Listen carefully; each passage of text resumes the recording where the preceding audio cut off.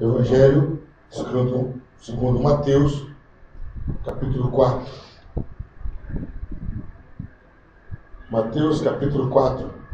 Só a título de informação, Mateus tinha um outro nome chamado Levi. Mateus, capítulo 4. Primeiro livro do Novo Testamento. Vamos ler alguns versículos. Eu peço que você permaneça com a sua Bíblia aberta, que o sermão será baseado em todo o capítulo. Mateus capítulo 4 diz assim: Então foi conduzido Jesus pelo Espírito ao deserto para ser tentado pelo diabo. E, tendo jejuado 40 dias e 40 noites, depois teve fome. E, chegando-se a ele, o tentador disse: Se tu és filho de Deus, manda que estas pedras se tornem em pães. Ele, porém, respondendo, disse: Está escrito: Nem só de pão viverá o homem, mas de toda palavra que sai da boca de Deus. Então, o diabo o transportou à cidade santa e colocou-o sobre o pináculo do templo. E disse-lhe: Se tu és o Filho de Deus, lança-te aqui abaixo, porque está escrito que aos seus anjos dará ordem ao teu respeito, e tomar-te-ão nas suas mãos, para que nunca tropeces em alguma pedra. Disse-lhe Jesus: Também está escrito: Não tentarás o Senhor teu Deus. Novamente, o transportou o diabo a um monte muito alto, mostrou-lhe todos os reinos do mundo e a glória deles, e disse-lhe: Tudo isto te darei, se prostrado me adorares. Então disse-lhe Jesus: Vai-te, Satanás, porque está escrito: Ao Senhor teu Deus adorarás, e só a ele servirás. Então o diabo o deixou, e eis que chegaram os anjos e o serviram. Jesus, porém, ouvindo que João estava preso, voltou para Galiléia, e deixando Nazaré, foi habitar em Cafarnaum, cidade marítima, nos confins de Zebulon e Naftali, para que se cumprisse o que foi dito pelo profeta Isaías, que disse: A terra de Zebulon e a terra de Naftali, junto ao caminho do mar, além do Jordão, a Galiléia das nações. O povo estava sentado em trevas, viu uma grande luz, e aos que estavam sentados na região e sombra da morte, a luz raiou. Desde então começou Jesus a pregar e a dizer: Arrependei-vos, porque é chegado o reino dos céus. Amém, igreja? Mantenha a sua Bíblia aberta, por gentileza. Queridos, eu quero começar o sermão dessa noite. Eu já fiz isso uma vez. Eu quero que a gente comece a definir algumas coisas, que às vezes a gente dá nomes errados a situações erradas. Eu quero definir 3 palavras que se misturam muito na nossa vida, no nosso dia a dia. A primeira palavra é prova. A prova é algo que vem de Deus para te fortalecer e engrandecer o seu santo nome. A prova nunca vem para derrubar. Deus nunca vai mandar uma prova que vá te envergonhar. Repita comigo: Deus nunca vai mandar uma prova que vai me envergonhar. Jamais. A prova vem de Deus para me fortalecer.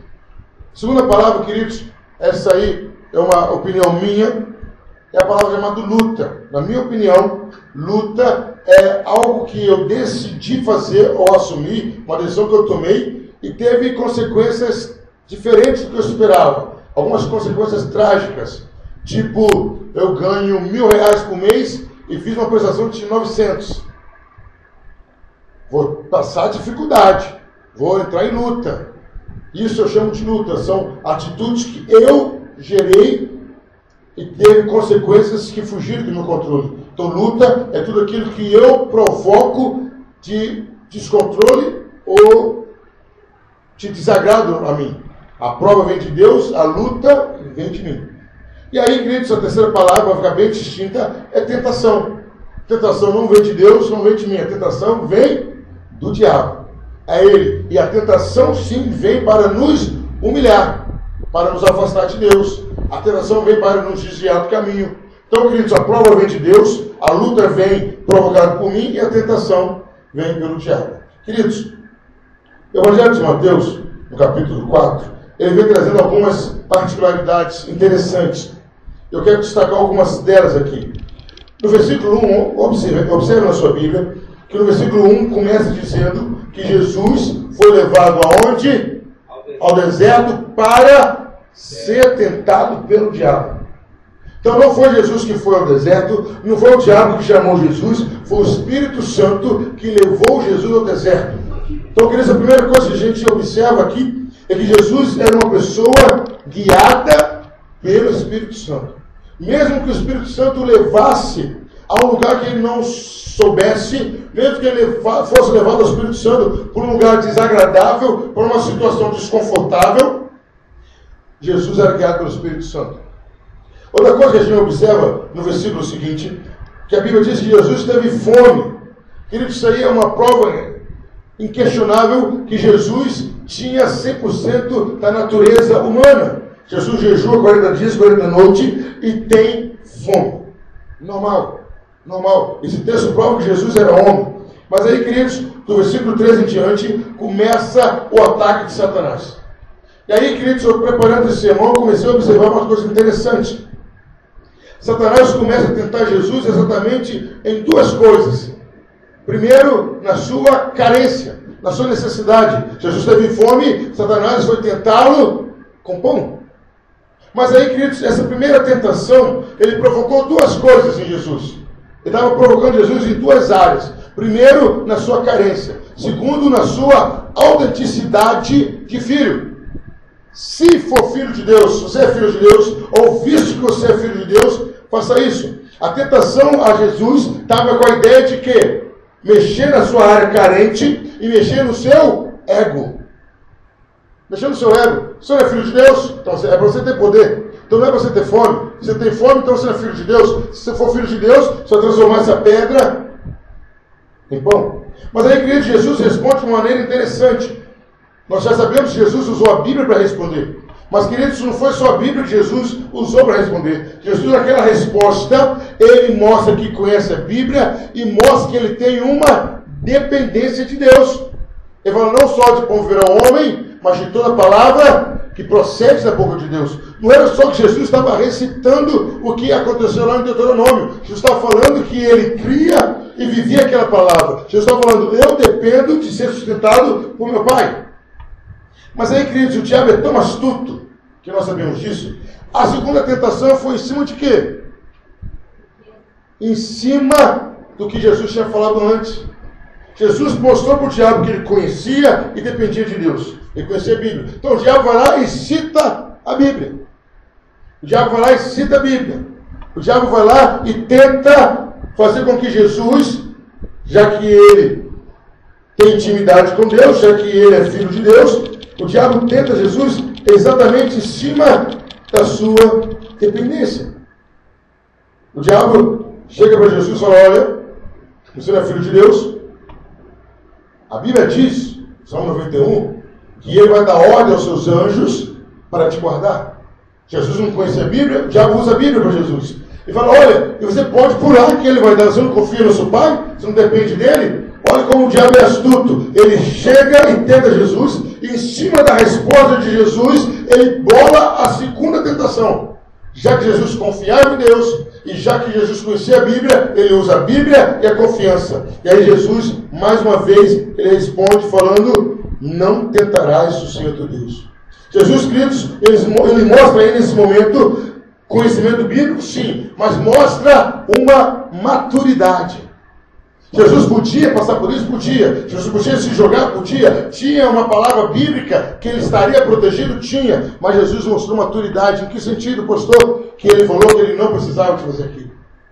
A maturidade de Jesus foi exatamente essa. Ei, Satanás, ele vai me proteger, ele vai me guardar, mas eu não preciso colocar o meu Deus à prova.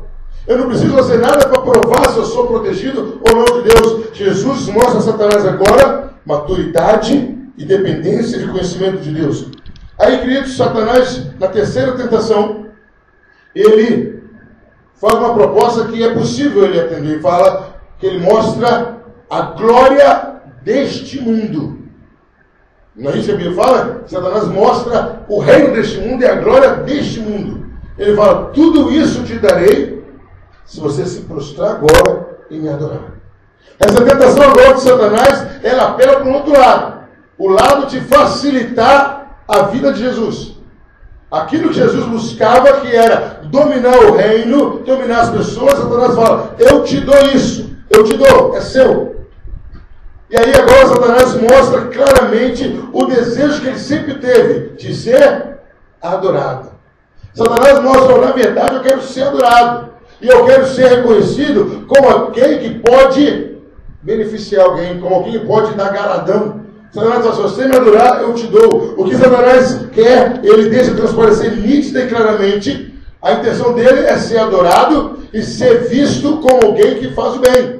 Olha, eu sirvo Satanás, eu adoro Satanás, porque ele me deu isso, porque ele me deu aquilo, porque ele quer, em todos os momentos, ser igual a Deus. Ele não desistiu dessa ideia. Ele, mesmo sendo derrotado, e já tendo a sua derrota decretada, ele não desistiu. Jesus, mais uma vez, agora não é palavra, não é dependência de Deus que ele mostra. Agora Jesus mostra autoridade. Ele vai embora, Satanás. Se afasta de mim agora. Jesus mostra autoridade. E aí, queridos, desse momento para frente, Jesus começa a sua nova caminhada, ou começa a sua caminhada. A sua intenção está aqui. Ele expulsa Satanás, ele vence a tentação, e aí ele começa a fazer aquilo que ele foi chamado. Jesus ouve que João está preso, seu primo, e ele volta da Galileia e vai para Nazaré. Galileia, queridos, era uma das maiores cidades da época. Era uma das maiores regiões da época. A palavra Galileia quer dizer província. A palavra Galileia quer dizer província. Ele era uma região muito grande no norte de Israel. Ali, Galileia, na época dos romanos, foi dividida em Judéia, Samaria e Galileia. Queridos, a Galileia era uma região onde Jesus passou pelo menos 30 anos da sua vida. E dali Jesus se concentrou mais em Nazaré e Cafarnaum. E aí Jesus começa o seu ministério, começa pregando o que João Batista estava pregando também antes. Jesus começa a pregar sobre o arrependimento. Jesus começa a falar, arrependei-vos. Antes João Batista fala, arrependei-vos dos seus pecados, que o reino está vindo. Jesus agora faz diferente, fala, Jesus começa a pregar falando, arrependei-vos porque é chegado o reino. O reino de Deus já chegou, ele já está aqui. E aí, queridos, Jesus começa a pregar, e aí parece que Mateus muda de assunto, e ele começa a mostrar Jesus chamando os primeiros 4 apóstolos. E aí eu fiquei curioso para descobrir, queridos, o nome, o significado desses nomes. Aí primeiro Zebedeu, pai dos apóstolos, quer dizer presente de Deus. Jesus de Zebedeu. André quer dizer hombridade, coragem. Tiago, o que suplantou. Tem 3 pessoas que aparecem com esse nome. João, esse aí eu fiz questão de procurar, quer dizer Deus mostrou favor, Deus foi clemente. Aí, queridos, com todas essas informações do capítulo 4 de Mateus, eu comecei a analisar e comecei a tentar entender o que a gente pode tirar para os nossos dias de hoje. E o tema do sermão é esse, queridos. Jesus, o modelo para a igreja do século 21. Jesus, o modelo para a igreja do século 21. E aí, queridos, o primeiro versículo já mostra uma característica importante de Jesus, que diz que ele foi conduzido pelo Espírito. Queridos, a igreja do século 21 tem que ser conduzida pelo Espírito Santo. Ela tem que ser guiada pelo Espírito Santo. Ela tem que ser orientada pelo Espírito Santo. Mas para que isso aconteça, a igreja, a pessoa, eu e você que formamos a igreja, só seremos conduzidos pelo Espírito Santo quando nós formos cheios do Espírito Santo.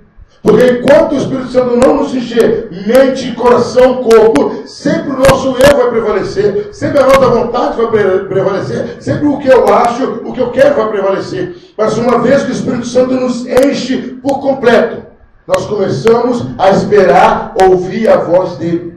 Esperamos a ele nos mostrar a direção. Queridos, uma igreja para o século 21 tem que ser cheia do Espírito Santo de Deus. Tem que buscar, tem que orar, tem que ler a Bíblia, tem que jejuar, tem que ficar ali o tempo todo buscando a intimidade de Deus. Não apenas para ter poder, não apenas para ser cheio, mas pelo prazer de fazer isso. A igreja do século 21 tem que ser uma igreja conduzida pelo Espírito Santo. Tem que ser uma igreja que espera o Espírito Santo se manifestar. Tem que ser uma igreja que depende do Espírito Santo. Porque, queridos, quando a gente começa a depender do Espírito Santo, Ele vai nos dar a forma, a maneira que temos que nos comportar, que temos que nos agir. A primeira qualidade que Jesus nos dá como exemplo, temos que ser conduzidos pelo Espírito Santo de Deus. A segunda qualidade, queridos, que Jesus nos mostra, ainda a tentação que Ele teve, a igreja do século XXI tem que ser uma igreja que tem dependência de Deus. A igreja tem que depender de Deus. É uma igreja que tem que buscar em Deus. É uma igreja que tem que esperar em Deus. É uma igreja que tem que confiar em Deus. Queridos, às vezes nós começamos a recuar. Nós começamos, queridos, a temer. Será que Deus vai honrar? Será que Deus vai fazer? Será que Deus vai prover? E Jesus nos ensina que nem só de pão viverá o homem, mas de toda palavra que procede da boca de Deus. A igreja do século XXI tem que ser uma igreja que depende de Deus. Aleluia. A maior estratégia da igreja para vencer, essa veio agora, é depender de Deus. A segunda, queridos, terceira qualidade da igreja que tem faltado muito, eu estava conversando com algumas pessoas e tenho testificado, e vocês devem ter percebido isso. A primeira qualidade da igreja do século XXI, conduzida pelo Espírito Santo. A segunda qualidade, dependência de Deus. A terceira qualidade, tem que ser uma igreja conhecedora da palavra. E Jesus fala isso para os fariseus: errais por não conhecer a palavra, porque é dela que testifica de mim. Queridos, uma igreja tem que conhecer palavra, a igreja tem que comer palavra, a igreja tem que respirar palavra, a igreja tem que viver palavra, a igreja tem que manusear palavra. Paulo, quando escreve a Timóteo, na segunda carta de Paulo a Timóteo, capítulo 2, versículo 15, ele diz: procura apresentar-te a Deus como obreiro aprovado, que não tem de que se envergonhar e que maneja bem a palavra, e que conhece a palavra, e que sabe mexer na palavra, e que come a palavra, que sabe o que a palavra diz. Porque, queridos, o que ajudou Jesus a vencer a Satanás foi o conhecimento da palavra. O que faz as pessoas errarem é a falta do conhecimento da palavra. O que Deus cobra em Isaías, o que Deus cobra em Oséias, é que o povo dele não conhecia a Deus. Queridos, quando nós vamos adquirir, ou quando nós adquirimos um equipamento que a gente não conhece muito bem, a pessoa sábia, inteligente, ela corre lá no manual de instrução. Não é isso? Corre no manual de instrução para entender. Queridos, nós não conhecemos muito bem a Deus. Nós temos que ir aonde, então? No manual que Deus deixou, a Bíblia. Temos que ler. Aí Jesus fala: conhecereis a verdade e a verdade vos libertará. Não é conhecer de ouvir falar, não. É de andar com a palavra. Quando Deus fala com Josué, fala: olha, não aparte do livro dessa lei. Antes, medita nele de dia e de noite. A igreja do século XXI é uma igreja que tem que ter conhecimento da palavra. Primeiro, queridos, a igreja do século XXI tem que ser conduzida pelo Espírito Santo. Segundo, a igreja do século XXI tem que ser dependente de Deus.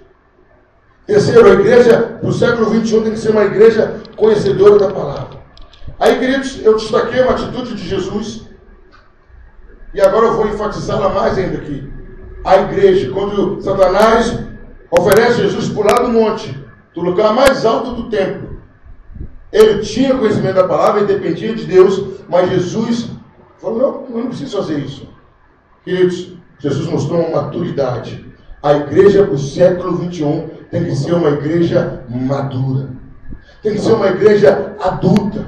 Queridos, a igreja é a instituição que mais demora a crescer. A igreja é a instituição que mais demora a amadurecer. A igreja, eu estou falando num modo geral, a igreja está ali com o pastor que vive com ele o dia todo, o tempo todo, mas qualquer modismo diferente, qualquer palavra diferente, qualquer movimento diferente, já muda a cabeça das pessoas, já muda a cabeça da igreja. Queridos, a igreja do século XXI tem que ser uma igreja madura. Tem que ser uma igreja fundada, enraizada na palavra de Deus. E é essa palavra que nos torna maduros. Aleluia. E, queridos, quando nós nos tornamos maduros, nós aguentamos provas, resistimos tentação. Glória a Deus. E aí, queridos, eu tenho falado primeiro da nossa maturidade em relação a Deus, mas eu tenho que ser maduro com o meu irmão, com a minha irmã. Eu tenho que entender que o meu irmão e a minha irmã são falhos, são seres humanos. são imperfeitos e a qualquer momento ele pode me decepcionar. Mas às vezes a igreja não está madura para isso. Às vezes a igreja não está madura para entender que a falha faz parte, infelizmente, do caráter humano. E a igreja é necessário ter essa maturidade. Tem que ter essa maturidade, queridos, como Paulo teve, como Moisés teve, como o próprio Senhor Jesus mostrou em outras situações. Paulo recebe o não de Deus e continua fiel. Moisés recebe o não de Deus e continua fiel. Querido, às vezes nós queremos só ouvir o sim de Deus. E quando ele fala não, nós fraquejamos. Agimos como criança. Aí é a hora que Paulo fala, eu queria dar um alimento sólido a vocês, mas eu não posso. Eu até hoje estou dando leite materno. Porque se eu der com uma coisa mais sólida, vocês não vão aguentar. Jesus mostra maturidade diante da tentação. Jesus mostra maturidade diante de Satanás. Queridos, a igreja está na hora de começar a mostrar maturidade. A igreja de Nova Aliança, a igreja de Frade tem que fazer como a igreja de Bereia. Alguém está falando, eu vou conferir na Bíblia. Alguém está pregando, eu vou conferir na Bíblia. Não é porque que eu fiz um retetê, sacudi, sapateei e falei mistério. Não é nome de Deus, não. Se não está na Bíblia, não pode. Aleluia. A maior de todas as revelações se chama Bíblia Sagrada. E a igreja tem que ter essa maturidade. A outra qualidade, queridos, que Jesus nos ensinou, interessante, foi que ele responde a Satanás: adorarás somente ao Senhor teu Deus. A igreja do século 21, queridos, nós temos que voltar a adorar a Deus. Aleluia. Temos que começar a adorar a Deus nos cânticos. E queridos, pergunta a pastora, quando eu estava terminando o sermão, glorifiquei a Deus, não foi? Esse sermão aqui é sermão de Santa Ceia. Por quê, queridos? Queridos, entrou uma onda aí, que graças a Deus está passando, que os cânticos não eram de adoração a Deus, eram cânticos que nos animavam. Puxa pela sua memória. Eram cânticos que nos colocavam para cima, mas não adoravam a Deus como que deveria ser adorado. Eram cânticos que falavam que eu vou vencer, que eu posso, que eu vou além, e esquecia nesses cânticos de adorar a Deus. Queridos, a igreja tem que voltar a adorar a Deus. Aleluia. Ainda que o cântico não fale que eu vou prosperar, ainda que o cântico não fale que eu vou sentar na mesa do rei, ainda que o cântico não fale que eu vou vestir como rei, mas o cântico tem que falar que o meu Senhor se chama Jesus Cristo. Aleluia. O cântico tem que adorar a Deus o tempo todo. A pessoa central do cântico tem que ser Deus. Aleluia. Porque a igreja que não adora é uma igreja que não está preparada para o século 21. Estava conversando com o pessoal em Volta Redonda, e foi até uma coisa interessante. Eu vim para cá na virada do ano, e eu perguntei, gente, vai ter o culto aqui? Aí eu fiquei até com pena da tia Conise. Ela falou assim, pastor, a gente vai vir aqui para abrir a igreja, e não vai vir quase ninguém. Eu virei para ela e falei o seguinte: se você ficar aqui para abrir a igreja por causa dos homens, pode viajar. Você tem que vir abrir a igreja por causa de Deus. Se você faz qualquer coisa por causa das pessoas, para que a sua direção está errada.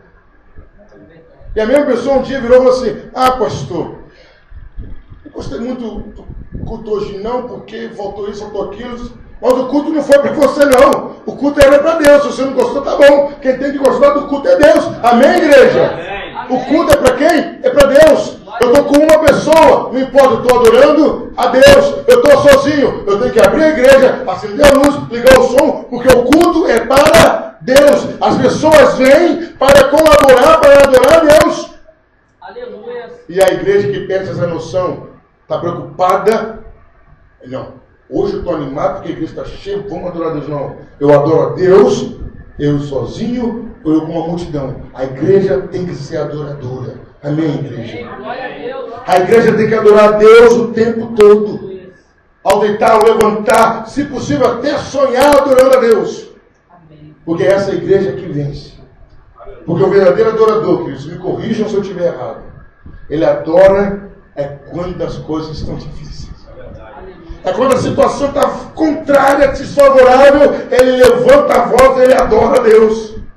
Às vezes, a dor no estômago pela fome está maior que a dor no coração, mas ele adora a Deus. É essa igreja que Deus quer ver no século 21. Aleluia. A igreja baseada em Jesus Cristo, no século 21, é uma igreja conduzida pelo Espírito Santo. É uma igreja que depende de Deus. É uma igreja que conhece a palavra. É uma igreja madura. É uma igreja adoradora.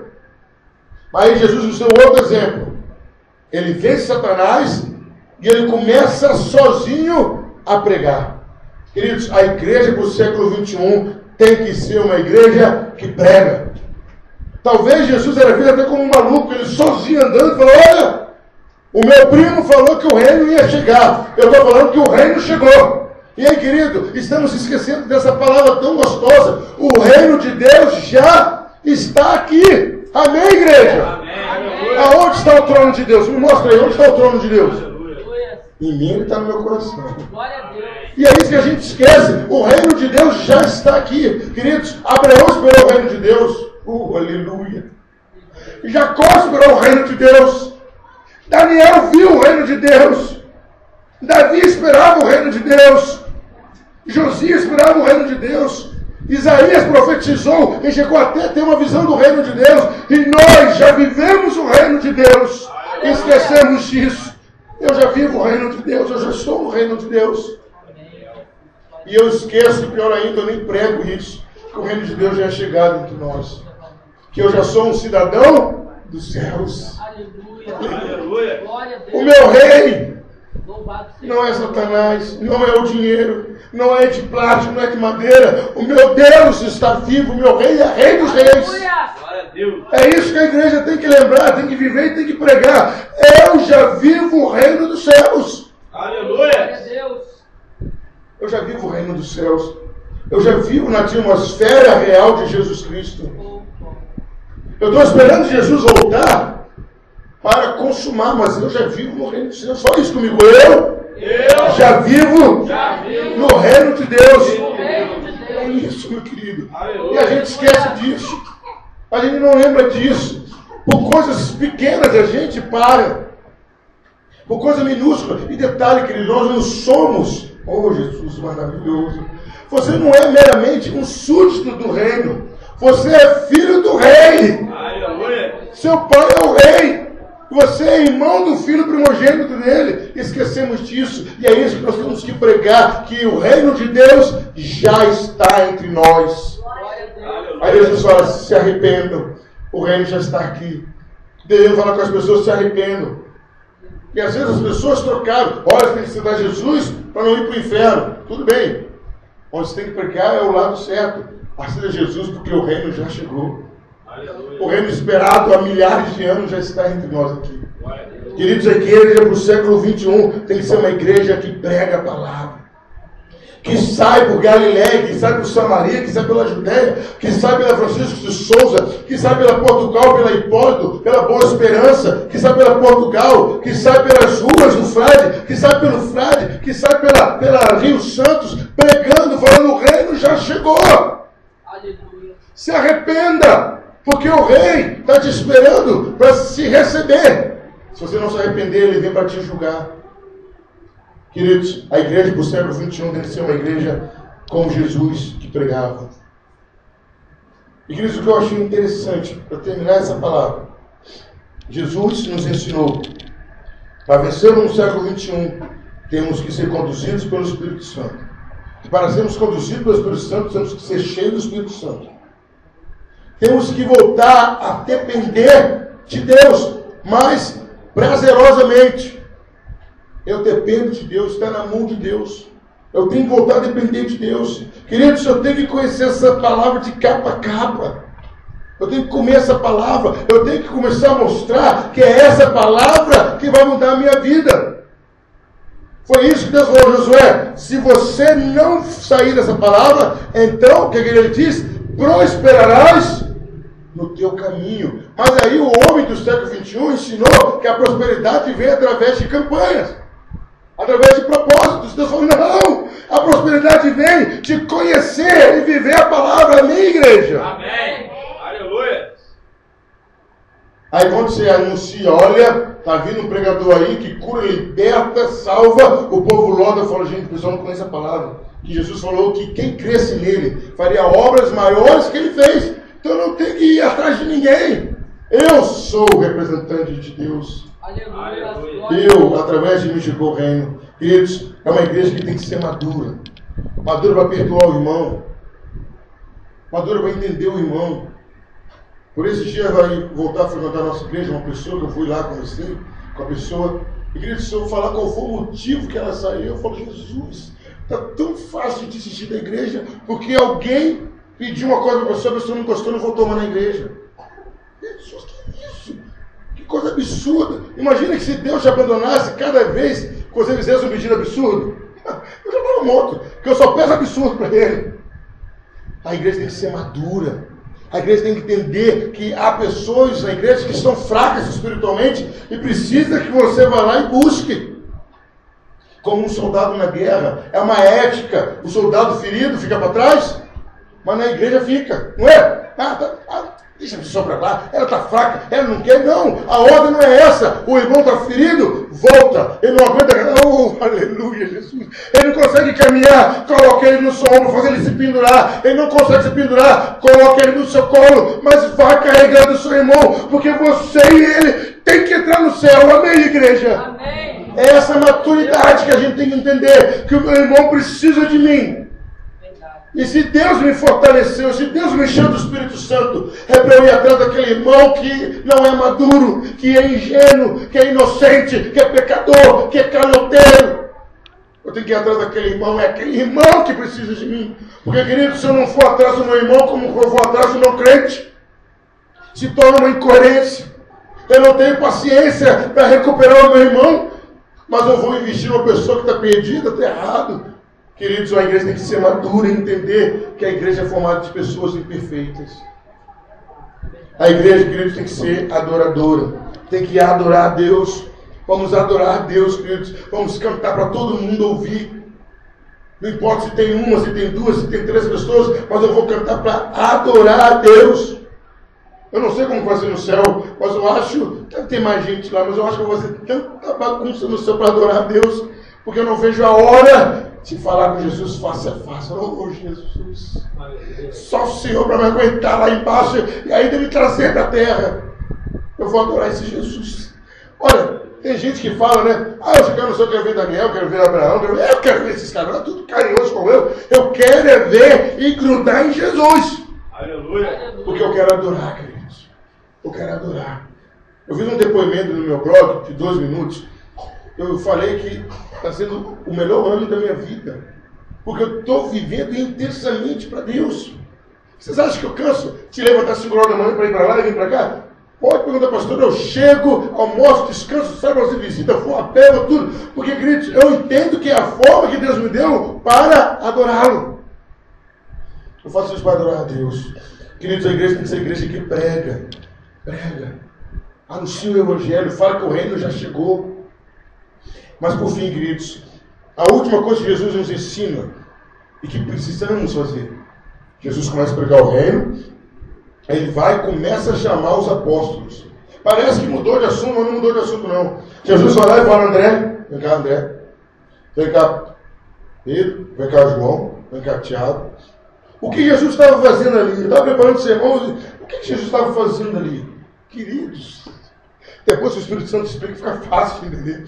Querido, Jesus estava preparando o futuro do ministério dele. Ele começou e falou, se eu ficar sozinho, quando eu morrer, vai acabar. Então eu já vou começar a pegar pessoas que vão dar continuidade ao que eu estou fazendo. Sabe o que Jesus estava fazendo? Sabe o que Jesus nos ensinou? Jesus foi um discipulador. Jesus fazia discípulos, queridos. E a igreja do século XXI tem que ser uma igreja que faz discípulo. Aí, queridos, vem com uma pergunta que vai doer no nosso coração. Quantos discípulos você tem? Quantas pessoas que se espelham em você? Quantas pessoas que você foi lá no mundo, ganhou para Jesus, teve paciência de ensinar a Bíblia, ajudou a pessoa a se livrar dos carrapatos, dos carrapichos, ajudou, a pessoa chorou, a pessoa caiu, você foi lá, levantou, a pessoa recaiu, você voltou lá, aí trabalhou com a pessoa se firmou, batizou, e hoje a pessoa tem você como referencial. Quantos discípulos nós temos, queridos? Quantos? E o papel da igreja, que Jesus falou em Mateus 28, ide, fazei discípulos. É nosso papel, queridos. Deus no livro bate? Não. E Deus permite. Vamos fazer uma excursão. Todo mundo está aqui, entra no ônibus. o ônibus vira e morre todo mundo. A nova aliança vai acabar? Porque nós não fizemos discípulos. Quem vai continuar essa obra? E é uma obra difícil, não é difícil, pastor, não é difícil. E a gente vai deixar acabar? Ele vai deixar parar quando a gente morrer? Quem vai continuar nosso serviço? Quem vai continuar correndo atrás das almas? Quem vai continuar trocando lâmpada? Quem vai continuar abrindo a igreja? Quem vai continuar preparando a mesa da ceia? Quem vai continuar ligando o som, desligando o som? Oh, aleluia! Quem vai continuar adorando a Deus? Quem? Cadê os nossos discípulos para continuar a nossa obra? A igreja do século XXI tem que ter discípulo. Tem que ter continuador. Tem que ter pessoas que falam, eu quero ser igual a ele. Eu quero me vestir como ele, eu quero pregar como ele, eu quero viver como ele. Eu quero estudar a Bíblia como ele. Que nós temos que ter discípulos. Mas vamos deixar claro, aonde começa o fazer discípulo? Na sua casa. Se o seu filho e sua filha não quiserem ser iguais a você já está com um problema sério. Se seu filho e sua filha não forem fominha de igreja, não forem adoradores, não conhecerem a Bíblia, não forem maduros, você tem que começar a se preocupar, porque os primeiros discípulos são feitos aonde? Na nossa casa. A minha primeira discípula tem que ser minha esposa. Aí eu e ela, cada um tem que fazer um discípulo.